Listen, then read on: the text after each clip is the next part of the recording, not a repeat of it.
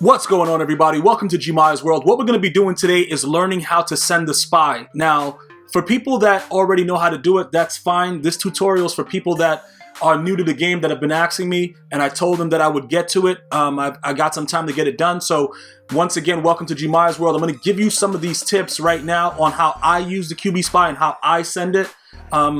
Obviously, it's good to always try to blitz someone when you're sending the, when you have a spy. Usually the blitz setups, however you want to do it. I'm not going to be going over any blitz setups right now. If you guys want blitz setups, if for the novices that or the newcomers that want to know how to set up blitzes in Madden 17, I'll try to get you some information about that. But this is primarily about sending the spy. What you're going to do is we're just going to play a basic cover 3, okay? Because it doesn't really matter what defense you use it in. Sending the spy is always, you actually were able to do it in Madden 16. A lot of people didn't know you could send a corner, the spy. I did it all the time. Pretty much it's the click of the R3 button. If you're on Xbox One, this video is being done on a PS4. If you're on an Xbox One, you know how to correlate it. It's the analog right stick. You push it down. That's pretty much how you send them. And I'm going to show you how I do it. Now, pretty much I'm going to run a cover 3, and just to make it interesting, we'll go over here and make them run a 4 verticals offense. Now, quickly, you're going to go to the player. In this case, it's going to be this guy, Allison. You're going to press the X button and just to the left on the right stick. Now, the X button is probably A on the Xbox One. So you press that to, to highlight the player that you're on, and then just to the left on the right analog stick. So he's in a spy. There he is right there, right? Now we're gonna play some D as best as we can. We're gonna send him. You see how he just goes down and engages immediately? That's simply clicking the button. Now, because Madden 17 is a lot about block sheds, you're gonna get pressure regardless of if you send one guy. Sometimes you send no guys, somebody's coming in, all right? So it's not really a big deal. Right there, you can see the edge heat.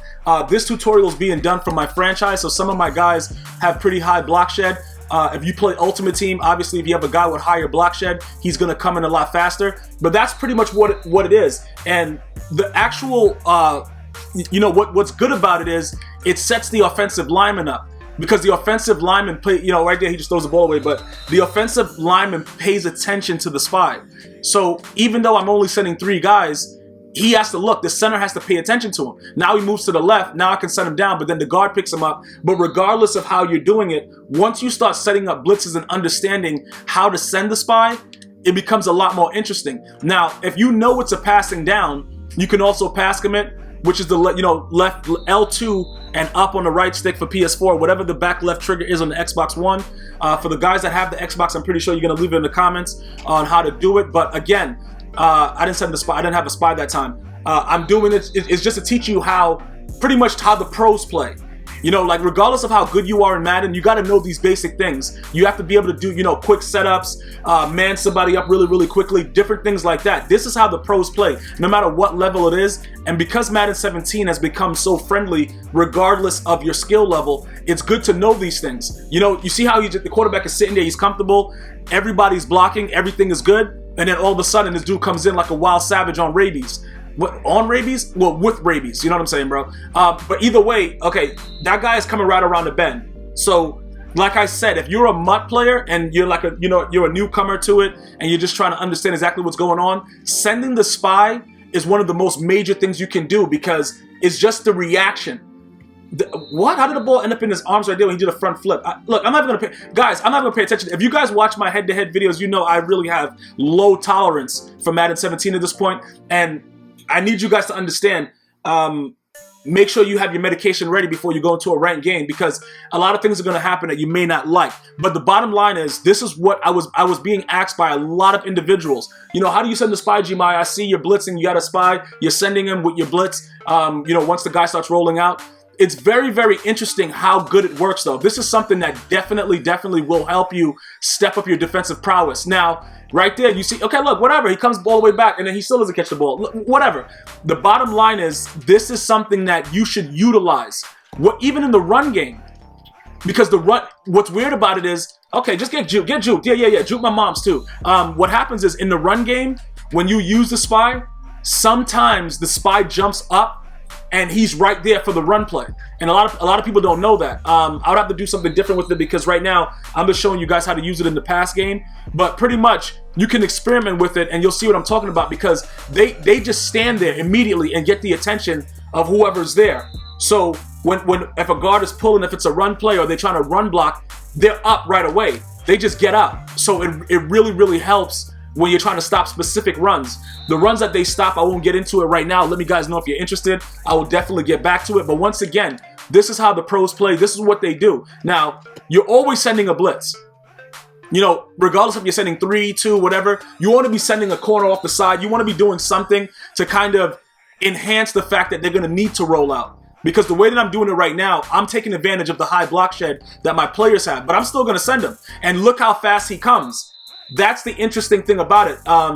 That guy right there in particular, he has about an 85 speed. So he's shooting down there. Usually a lot of you guys that play MUT, you have like the really big, strong, and fat D tackles. They're not going to come down that fast. That's why I typically use left ends or right ends at the D tackle position in MUT, because it just helps the situation. When they're coming, it's much of a, you know, they may not get the initial block shed, but they will get high. If the guy rolls out, I know you guys know what I'm talking about. The guys that always roll out and they want to run to the right and throw to the left and it's always a dot.